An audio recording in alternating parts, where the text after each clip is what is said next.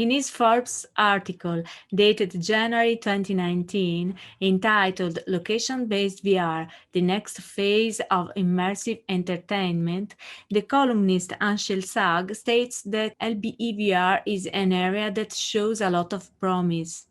Essentially, LBEVR is a place of business that hosts VR experiences, allowing users to physically interact with the environment in a way that they can't in their own homes. LBE is a revolution in the field of virtual reality.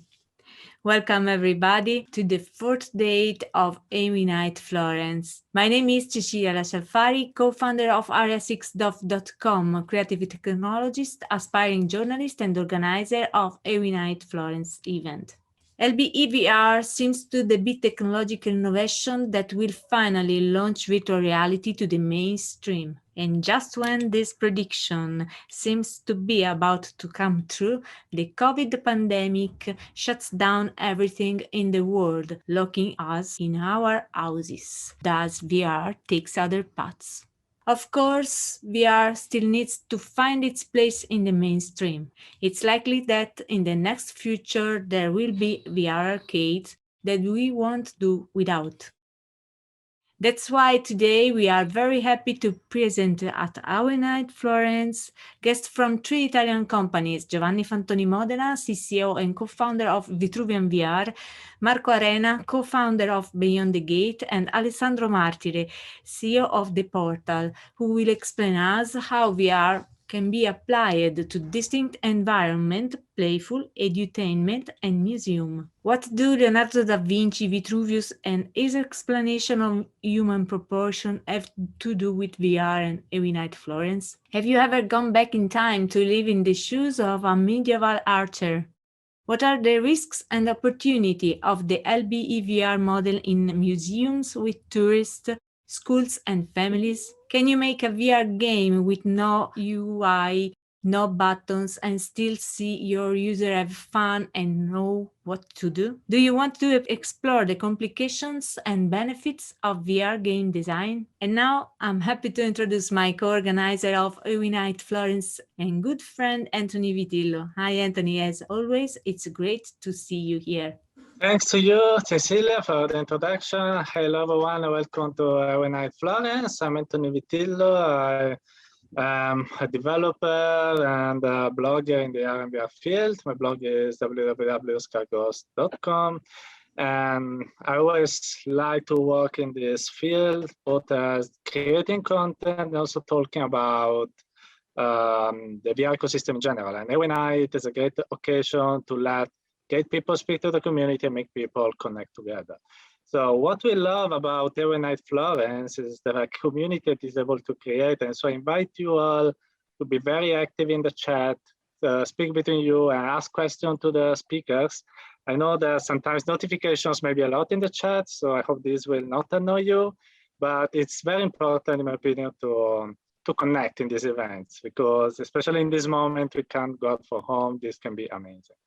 But now let's finish this introduction, and I can introduce the first speaker that is not only a friend, but also a great community member and someone I've been very honored to work with. I'm talking about Marco Arena, the co-founder of Beyond the Gate. Beyond the Gate has created VR edutainment experiences that bring the users to the heart of culture and history. The first experience, Beyond the Castle, has brought more than 10,000 users back in time to enjoy the Sforza Castle in Milan as a medieval archer. In this presentation, Marco will cover the risks and opportunities of location-based entertainment VR in museums, providing lessons learned in developing an edutainment experience and running it for 18 months with tourists, school, and family. Welcome, Marco. It's an amazing pleasure to have you here. Thank you, Anthony, for the great introduction, and thank you, everyone, for organizing such an interesting session on LBVR. I'm particularly, I think it's really interesting and really useful. LBVR is a really hard business in the sense that it combines software development and the difficulties of distribution in location like retail. So I guess for anyone that is here that is thinking of opening LBVR business, there will be a lot of lessons learned that could help not doing the mistakes that we have already done. So yeah, I start with my presentation. Hello, everyone. My name is Marco Arena. I'm the CEO and founder of Beyond the Gates.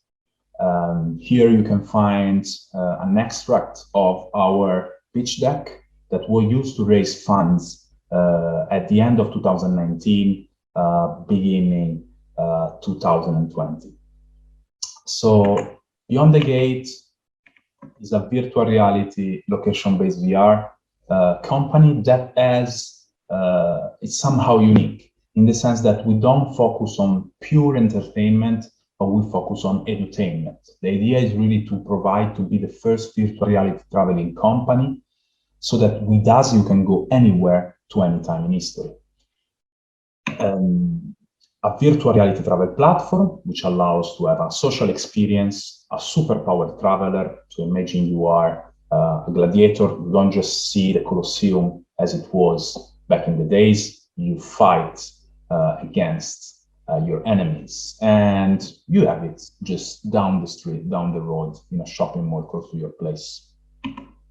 Our first experience was Beyond the Castle, a virtual reality location-based entertainment experience, which mixed fun with also some cultural information. So at the end of the experience, you could have fun fighting for the sports castle, but also learn something about the castle itself and Milano in the 1500s.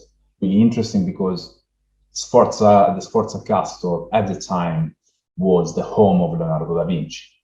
So interesting because our first experience was very, we had the chance to actually have our experience at the Sforza Castle. So we targeted tourists that used to come to visit the castle and wanted to have an experience to top up their existing visits. We target like Milanese, but also very important schools and families. And I'll tell you why the choice of content entertainment is a winning point in terms of business.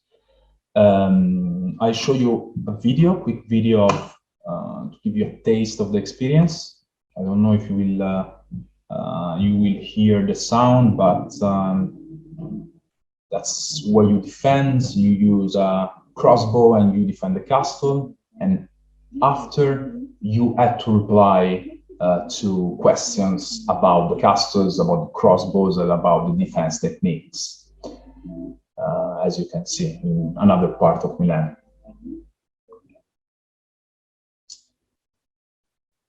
So very interesting. Location-based VR is a tough business because you have a lot of costs, and it basically mixes the difficulties of having a retail shop to the software industry. So you have a lot of complexity. But regardless of that, we did very well. So we were cash positive in the first 6 months. We had a ticket price, which for an experience in Milan is pretty expensive. It's 22 euro for around 30 minutes of experience. Against only a 7 euro customer acquisition cost. So people were really talking about Beyond the Castle because it was something different. So we only spent 7 euro on Facebook when we were advertising. The rest was all organic. But 4,500 users in the first weekends, 50 weekends, and we had 2.4 average tickets purchase. So that validated our idea that this was a group experience. And really interesting, even though it's a video game product, the main buyers of this experience were women, mothers in particular, because they really were looking for something that they could do with their kids, and something that was fun, that had a strong digital component in it, but at the same time could also teach their kids something about the history and the culture of the city. So the choice of the content, of the entertainment content was strategic in order to for the success of the business. Also because one of the problems with location-based VR is that you have a large portion of the day and of the week where you don't have customers. So this edutainment content could also be sold to schools that are actually looking for experiences that have an educational component and that at the same time they have a strong digital component. So during the day, while usually location-based VR don't have customers, we could sold at a cheaper price the experience to schools, and it was very, very interesting. We had a lot of classes coming from all the region. So the idea was really like to use these metrics to get investments, but for two reasons we didn't manage to close our Series A. The first is that COVID came, and so of course the video game industry grew a lot, but not location-based VR because it doesn't have the right distribution channel.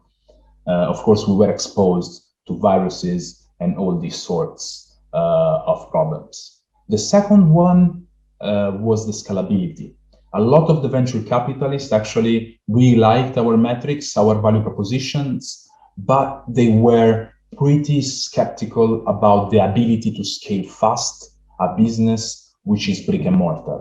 So if you're looking for funds for location-based VR, my suggestion is not to approach the market with a brick and mortar approach. So building the content, the platform, and managing the operations, but only focusing on two of the three. So building the platform and the content, and then leave the operation to franchisee, for example. That would have been a better approach to raise funds for us. So here we have an idea of what could be the next impossible destinations. We also tested them and we had good response. And yeah, that was also an idea about how we wanted to market ourselves in terms of retail locations. So this gives this magical flavor about the experience. I hope this presentation was helpful. If you have any questions, you can email me at marco@beyondthegate.io, and I thank you, Tony and Cecilia, for the time. Good luck for our. Thank you. Thank you, Marco. And now I'm happy to introduce Giovanni Fantoni Modena, CCO and co-founder of VITRUVIAN VR, that in 2019, along with Michele Ghedina, Niccolò Galiazzo, and Adriano Del Moro, founded their company.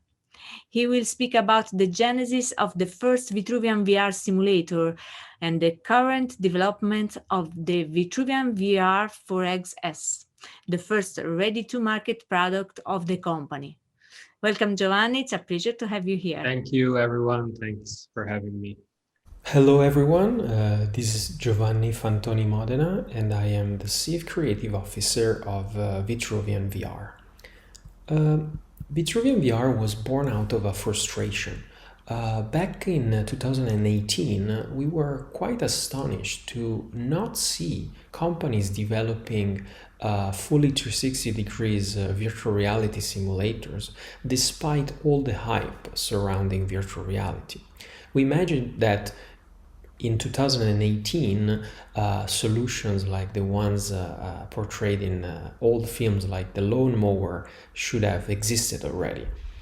So this was the spirit with which the company was born. Let's have a look at a short trailer of our solution.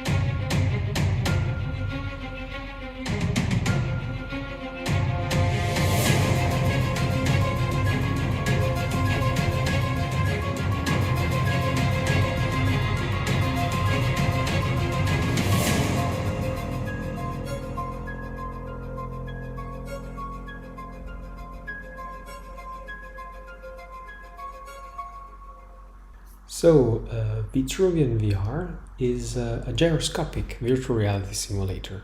Vitruvianists can experience multiple virtual realities in first person, of course, and the machine supports multiplayer environments.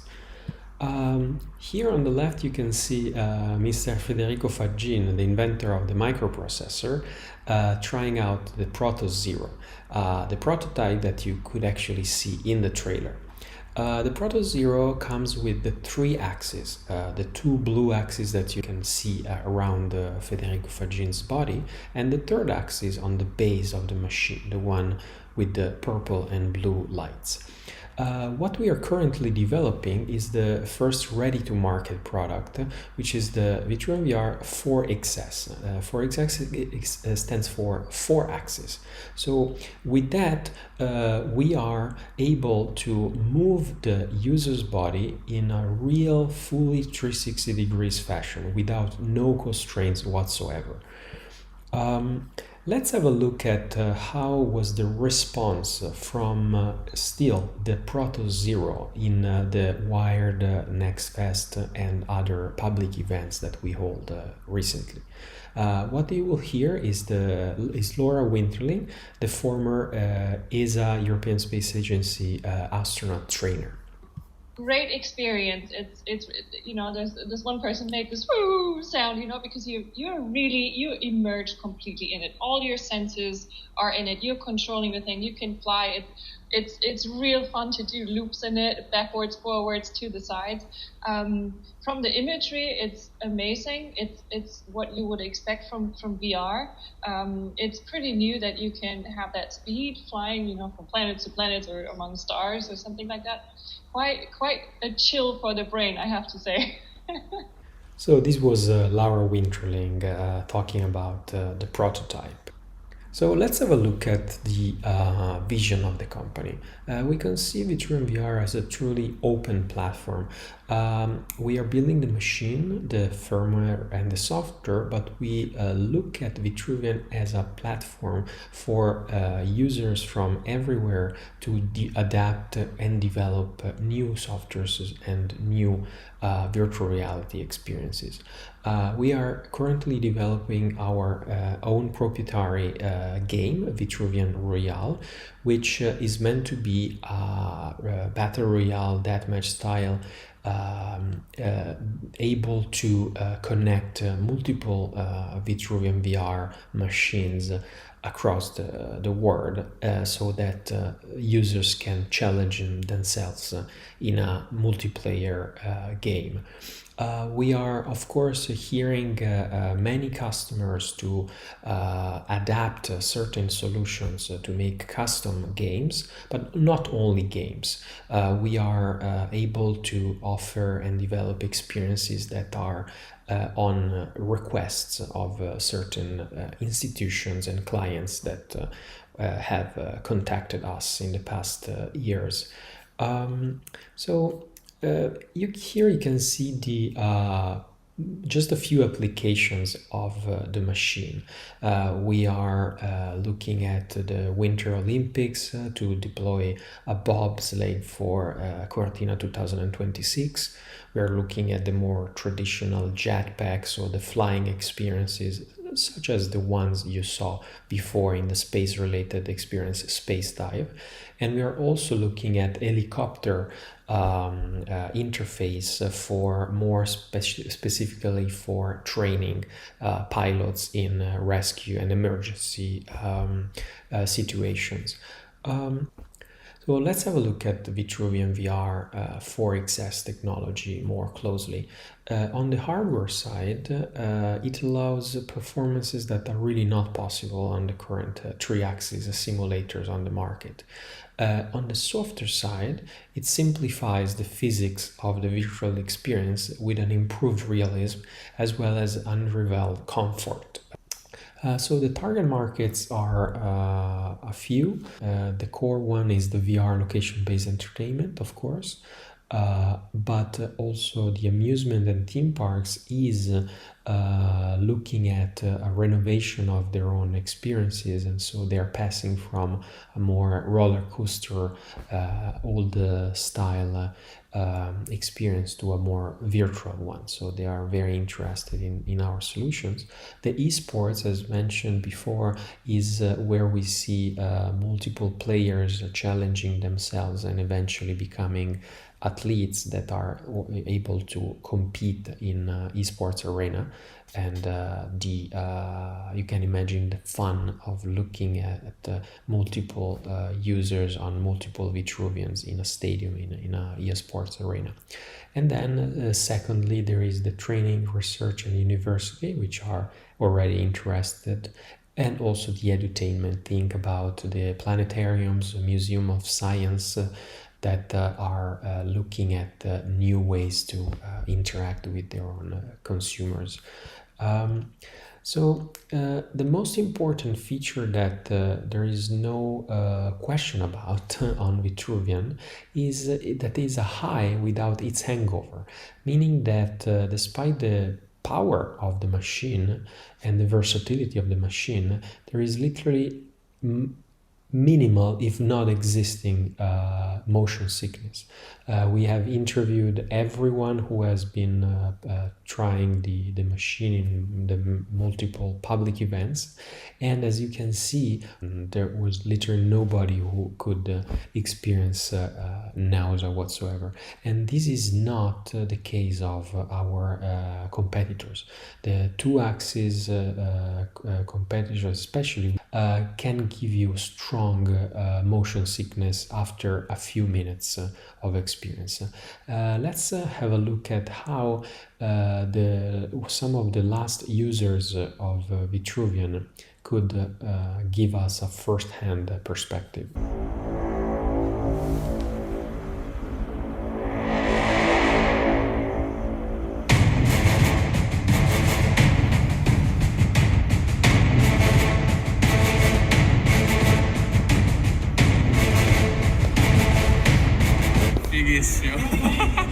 Spaziale.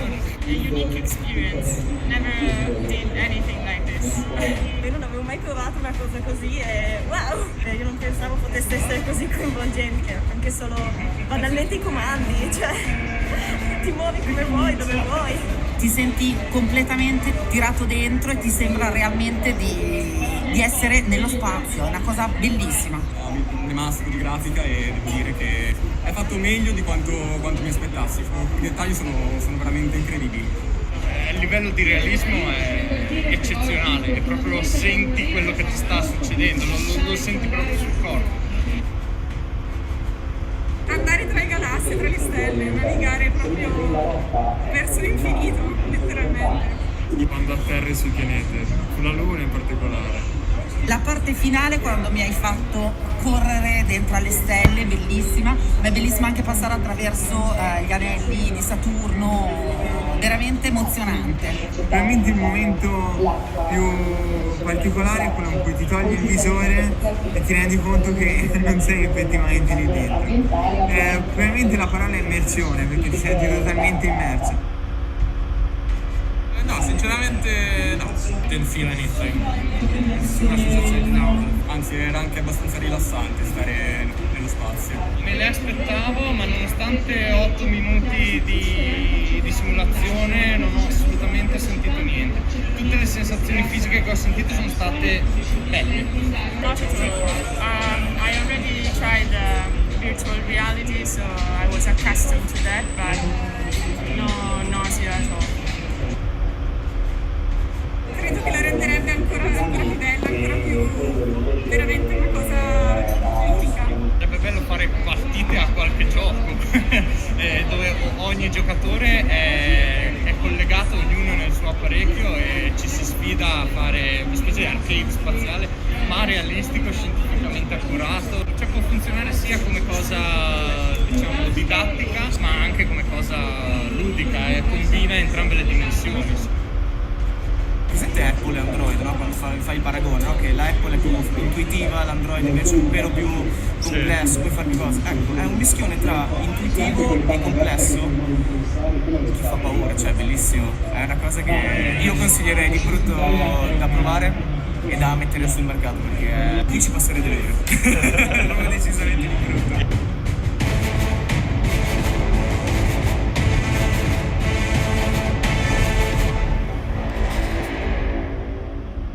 This was the response from our latest users, and this is our team. We have Michele Ghedina, which is the founder, the very first visionary behind the machine, who along with Nicolò Gagliazzo made everything possible. And this is myself, Giovanni Fantoni Modena. I have a background in advertising and film directing, so I'm more on the creative side of the company. We have Adriano Del Moro, which is expert in marketing and management, and Carlo Dorizzi, the quality controller, a fundamentally important part of the company. While Marco Scanferla is our legal advisor and our very, very strong enthusiast, leading the possibility for companies to purchase the machine in 2022. Thanks everyone for watching. It's been a pleasure, and we will be very happy to hear any further questions you might have. Thank you very much. Thank you, Giovanni. And now I'm happy to introduce Alessandro Martire, CEO of the portal, who presents LBVR for everyone, how to design a VR experience that everyone can use.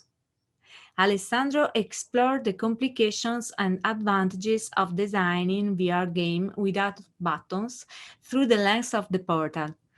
This talk is a deep dive into the process of testing multiple methods of giving clear feedback to the player without tutorials, using the previous life experience of players to make them interact, progress, and have fun into the VR experiences. Welcome, Alessandro. It's a pleasure to have you here. Hello, everyone. Thanks for hosting me. Thanks to Cecilia for the great introduction. So, today we are going to talk about designing VR experiences with no buttons. First, a quick introduction. My name is Alessandro Martire. I am the CEO and CTO for the portal, and I started with the game development almost 20 years ago, mostly creating games for PC and mobile platforms. Okay, so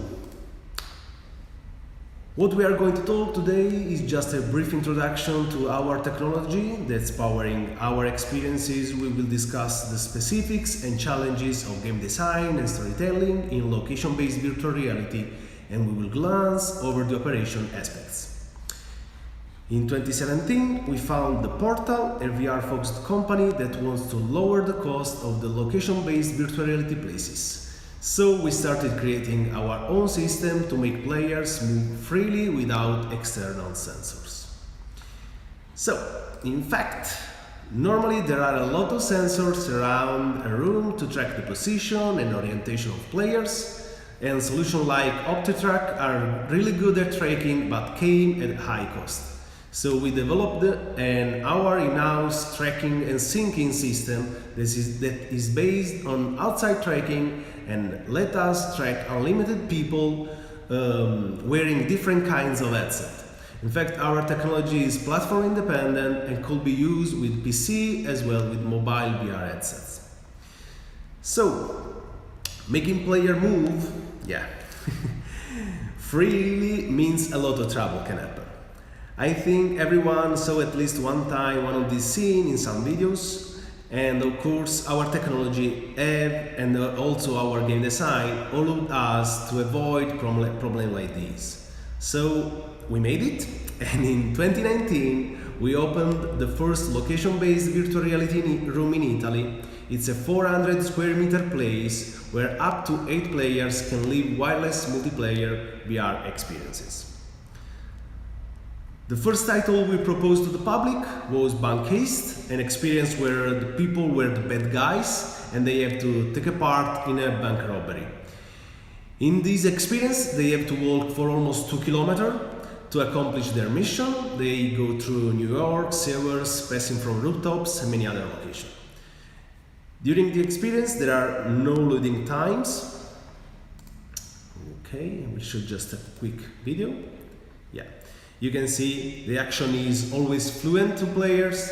They didn't notice that they are always walking around into the same place. We use some kind of walk redirection, and instead they always have the sensation of exploring new areas by themselves. In fact, you can see the guy is avoiding the column in there, and also is shooting all the cops. And here we are. They are all in the same place, they are walking freely, and also in VR they see each other. So, cool. Okay. Our technology can also be used in a smaller place, as little as 25 square meters. In fact, during the Milan Games Week 2019, we exposed our experience, Zombie Survival, where 2 people have to fight also zombies to find the way out to escape from an infested building. And this experience was created in collaboration with HP and Omen, and they gave us the chance to be there in that place. Yeah. Okay, yeah, you can see some pictures here, yeah, some movie. So during this event, more than 600 people tested the experience in just 3 days. We always had almost 2 to 3 hour queue of people that wanted to try the experience. And for that, just for instance, the demo was a 5 minutes game. So it was a really, really good experience for them and for us too.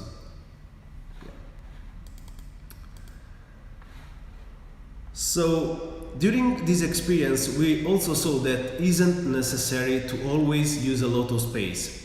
Using simple mechanics, we could give freedom to players also in a little space.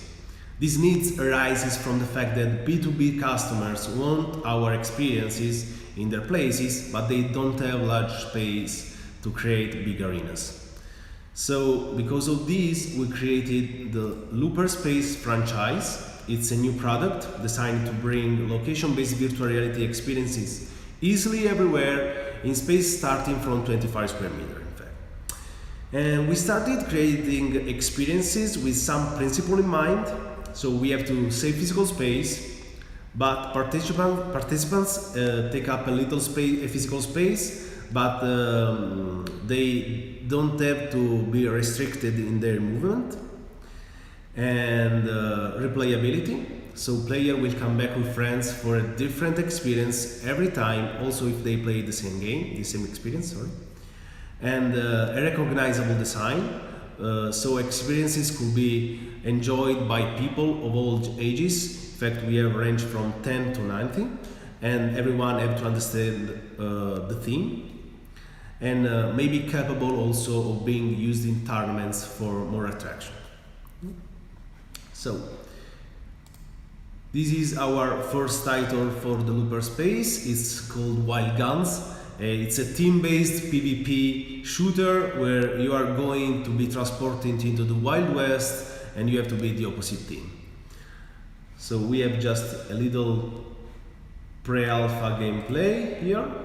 Yeah. And we tested new way of movement and shooting, reloading mechanics, also with the team-based objective to manage, because we need the people to move in a lower space but feel free to move in the same way. In fact, you have seen the gameplay, but here you can see that session or real life recording, and as you can see, it's really accelerated. So you can see people are free to move in space, also not going all over the room. There is one guy, in fact, that is rolling on the ground. I don't know if he won, but everyone has its own style, you know? Yeah, right? So it was really fun. So, all of these experiences have one thing in common. People can freely live their experience without instruction or tutorials. We just tell people not to do what they wouldn't do in real life, so they can walk, to move, interact with ambience, to go through the experience, and forget that it's only VR. There is no learning curve. In the beginning, they just use the experience that they had from real life, and they learn what they have to do into the experience directly into the VR world. In all this experience, the player doesn't have to interact with any controller. In this way, people don't have to understand what button they have to press to do an action. Instead, they just have to use the information they have from real life transported to virtual reality. So if we have a rifle in virtual reality, we just create a rifle placeholder in real life, and we use that. So in this way, people already know how to shoot and how to reload with a weapon without tutorials.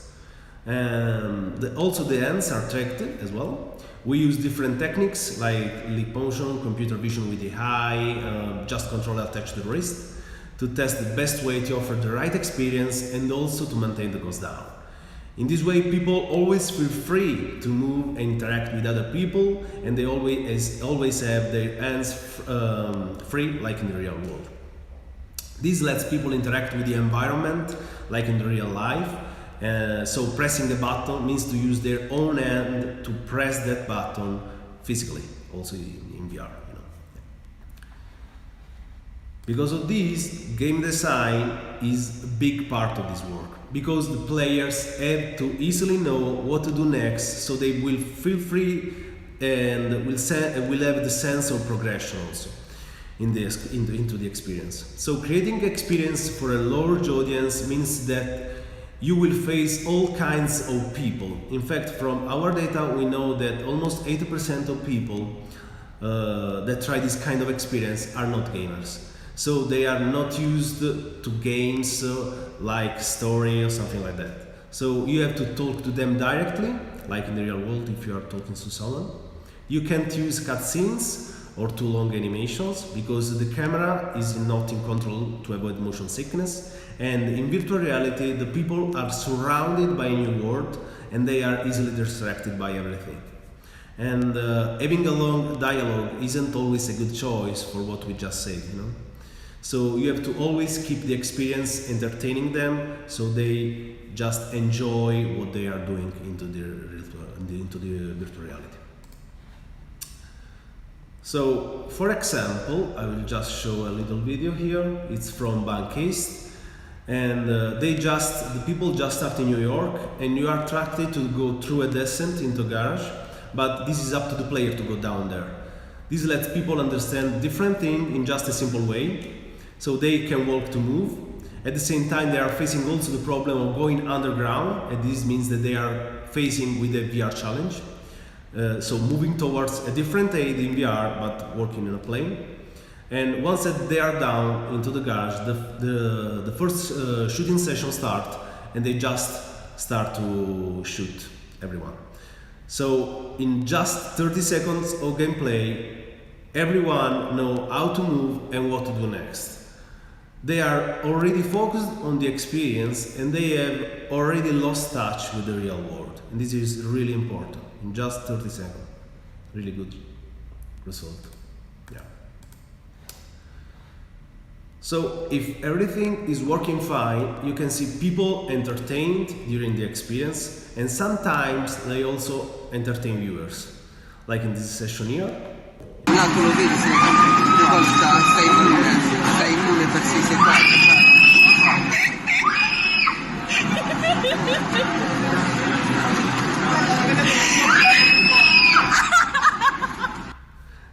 Yeah. So this was another horror experience during another event, and this girl screamed all the time. For 8 minutes straight, she just screamed.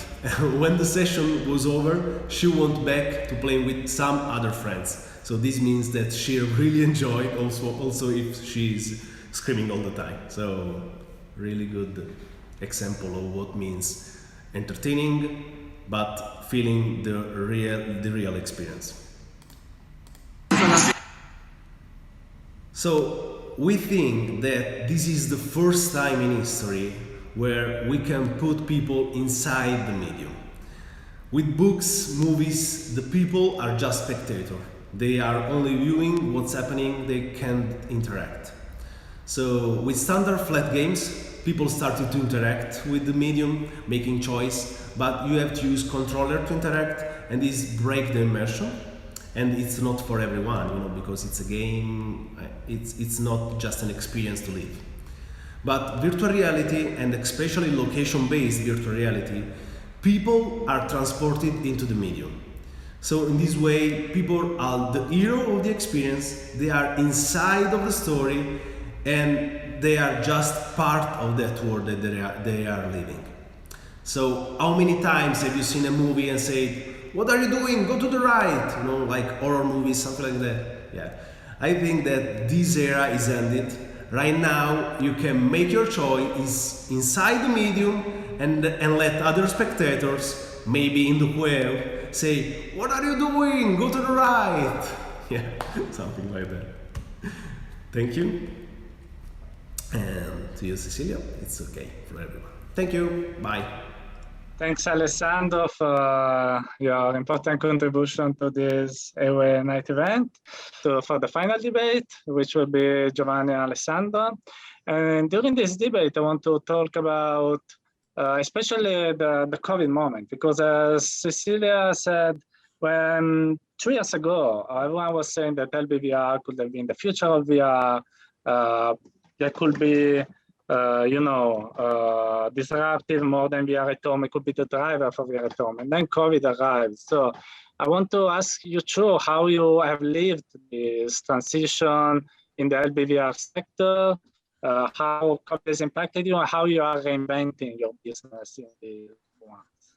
Yeah, sure. Well, personally, as a Vitruvian co-founder, we entered the market just literally a couple of years ago. So we had a very strong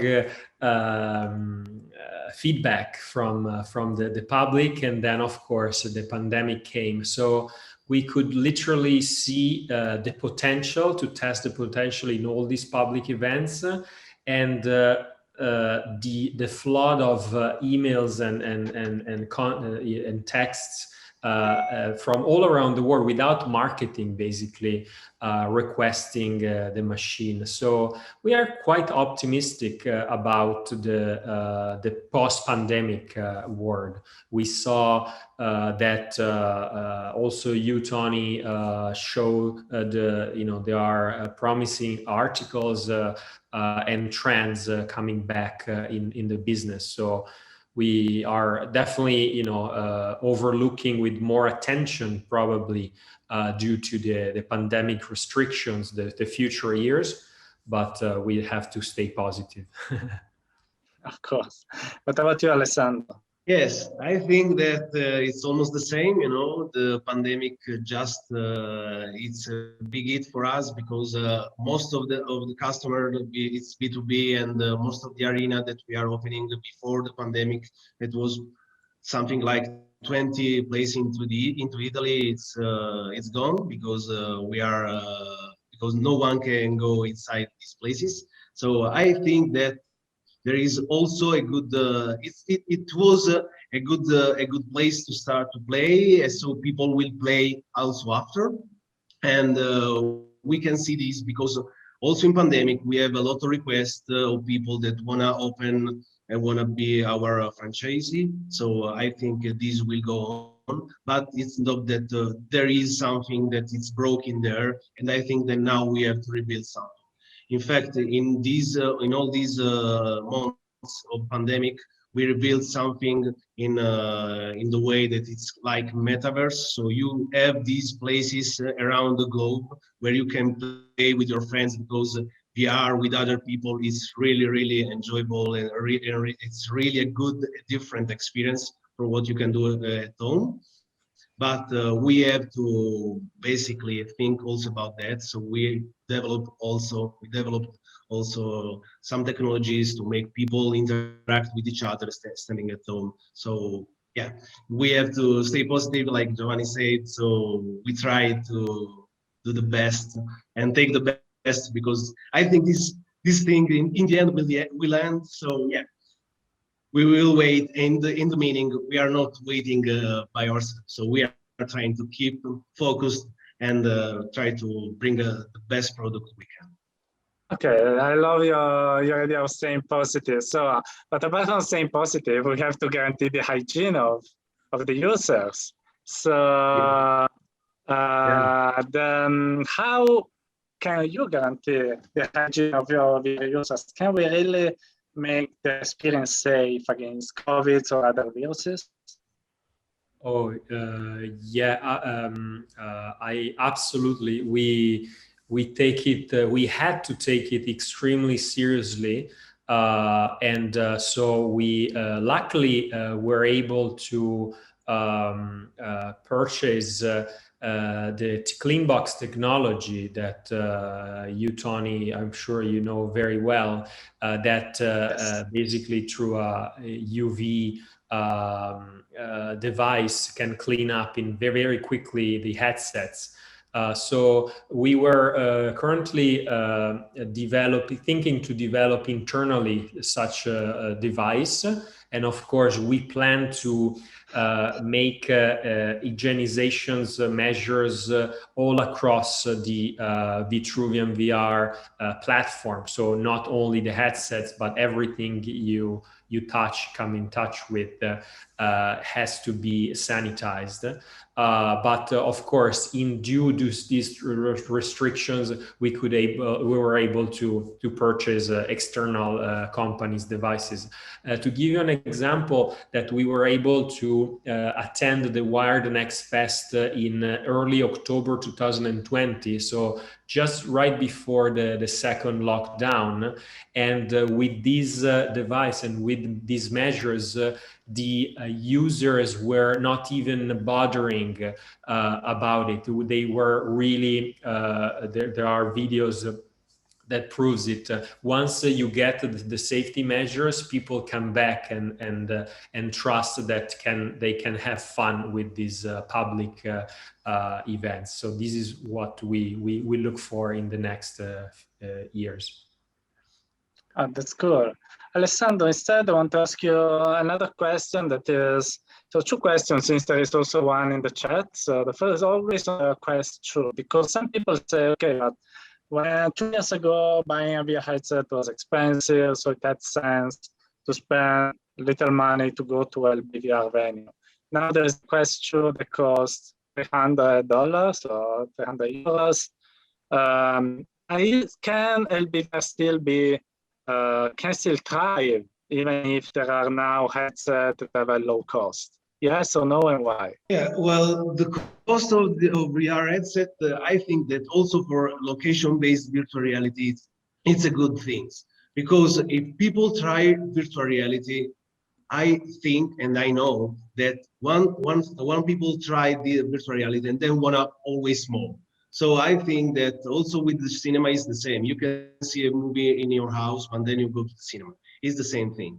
Also, if you try the experience with your friends, touching your friends and being there, it's a really different sensation. I know it's different. It's difficult for me to transmit this thing, but everyone that tried this kind of technology tell us this. It's different from what you can do at home. I know that staying home, it's different and it maybe could be cheaper because you can buy the headset and then the game, it's okay. But going to a place where you can stay with your friends and then after that, you have the same things that you try when you go to trying, I don't know, an escape room or paintball or something, the go-karts, I don't know. Every other things that you can try with your friends is something that in location-based virtual reality, you try and you never could be the same at all. This is, it's like this. It's something that is like that. Okay, and Charlie George asks, can we use the Oculus Quest 2 for multiplayer location-based VR entertainment? I made some multiplayer games that I like to display publicly. So can we use the Quest 2 for multiplayer, LBVR? Okay. Okay, I see.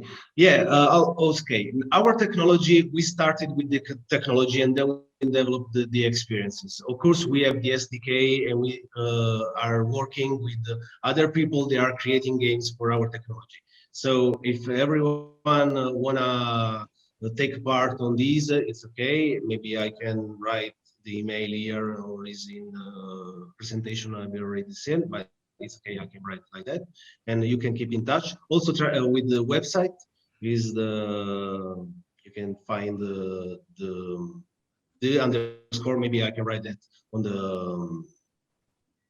the chat so people can keep in touch with us. Oh yeah. So Okay. basically, yes, we don't have any. We are platform independent, so Quest 2 is it's okay for us. Yeah. Yeah, also completing the answer, I will say that the Quest 2 has, so technically can be used, as Alessandro said. The problem is the licensing. That is a bit, until some months ago, for sure, it was not, you will not be able to use it for, especially if you wanted to have co-location in the same space. Quest or Facebook prohibited it. Then I've seen that there's been like a vendor in France that was allowed to do something like that. So the situation now is a bit more confused. So probably if you, on the technical side is possible, on the business side, probably you should contact Facebook directly to understand if co-location with Quest 2 about is that, allowed. yes, you have yeah, it's right, Anthony. Yeah, you have to talk with Facebook and understand what they want to do. Yeah, but yeah, that's the way. Yeah, otherwise there are alternatives like Pico or maybe HTC, who knows. Yes, there is also a new one. Giovanni, I want to end this with a question. If you are, since I've seen you entering the field, growing, battling to succeed, can you give from your experience some pieces of advice to people that want to enter the location-based VR field? Okay, well, that's of course a challenging market because it doesn't involve only software development but hardware development. So to somebody who is literally starting off right now, I would encourage them to look around themselves very carefully and to see potential niches that are not covered yet in the market. There are many, but of course, to make a proof of concept, a POC that nowadays is quite easy to do on the software side, the location-based, forces you to try out yourself on the hardware side. So.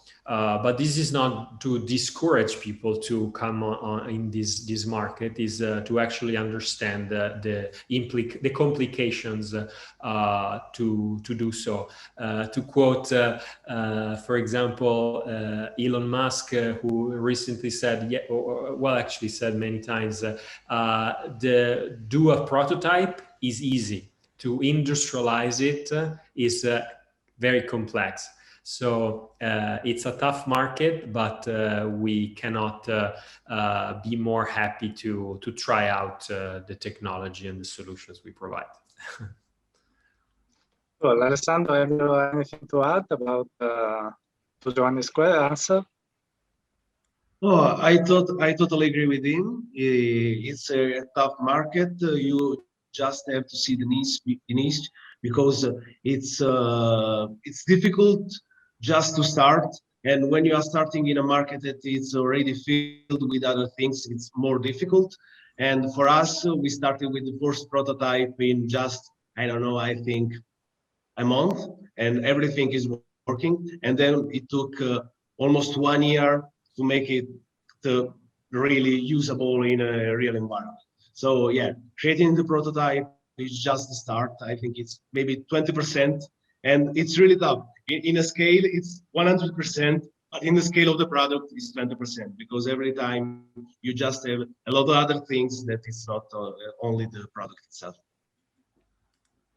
Okay, I think the time is up. I think that it's been great talking with you three. Also thanking Marco that was here, even if he has some health problems today. So thanks to you three for this amazing talk, Alessandro, Giovanni, and Marco. I think we had great insights on LBVR, especially in this complicated moment. I think it's important to support the sector because we want it to succeed again. So it's great to have been able to feature you in this.